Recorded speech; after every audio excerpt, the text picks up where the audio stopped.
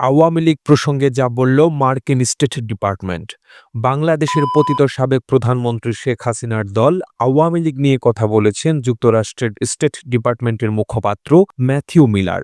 গতকাল সোমবার স্টেট ডিপার্টমেন্টের নিয়মিত প্রেস ব্রিফিংয়ে বাংলাদেশের কথিত সংখ্যালঘু নির্যাতন গণ অভ্যুত্থানের মাধ্যমে ক্ষমতা হারানো দল আওয়ামী লীগের সমাবেশে বাধা প্রদান প্রসঙ্গে মিলারের কাছে প্রশ্ন করেন ভারতীয় এক সাংবাদিক। সেখানে তিনি মিলারের কাছে জানতে চান, বাংলাদেশে আওয়ামী লীগের রাজনৈতিক সমাবেশে হামলার কথা শোনা যাচ্ছে, সেখানকার সহিংসতার খবর উদ্বেগজনক।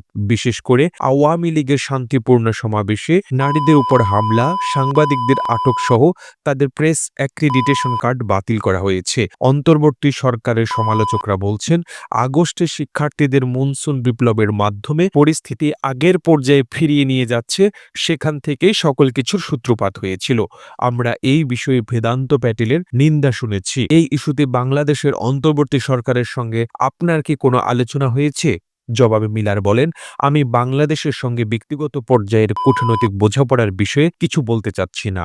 তবে আমরা বাংলাদেশ সরকারকে স্পষ্ট করে দিয়েছি, যেমনটি আমরা গোটা বিশ্বের দেশগুলোর কাছেই স্পষ্ট করি, আমরা শান্তিপূর্ণ প্রতিবাদের অধিকারকে সমর্থন করি এবং যে কোনোভাবেই হোক শান্তিপূর্ণ বিক্ষোভে সরকারের দমনপীড়ন চালানো উচিত নয়। ওই সাংবাদিক আরও জানতে চান, বাংলাদেশের সংবিধান থেকে ধর্মনিরপেক্ষতা শব্দটি বাদ দেওয়ার জন্য চাপ দেওয়া হচ্ছে, এই বিষয়ে আপনারা কি ভাবছেন? জবাবে স্টেট ডিপার্টমেন্টের মুখপাত্র বলেন, আমি এই বিষয়টি নিয়ে পরে কথা বলবো, যদি দেখি যে এই বিষয়ে কোনো কিছু বলার আছে। প্রতিবেদনটি ভালো লেগে থাকলে আপনার ফেসবুকের টাইমলাইনে এখনই শেয়ার করুন। সেই সঙ্গে বিশ্ব বাংলার ফেসবুক পেজটিকে ফলো করুন ও বিশ্ব বাংলার ইউটিউব চ্যানেলটিকে সাবস্ক্রাইব করুন। আর আপনি বাংলাদেশের কোন জেলা থেকে এই ভিডিওটি দেখছেন আমাদের কমেন্ট করে জানান। আমরা পরবর্তী ভিডিওতে আপনাকে ধন্যবাদ জানাতে ভুলব না। এতক্ষণ বিশ্ব বাংলার সাথে থাকার জন্য অসংখ্য ধন্যবাদ।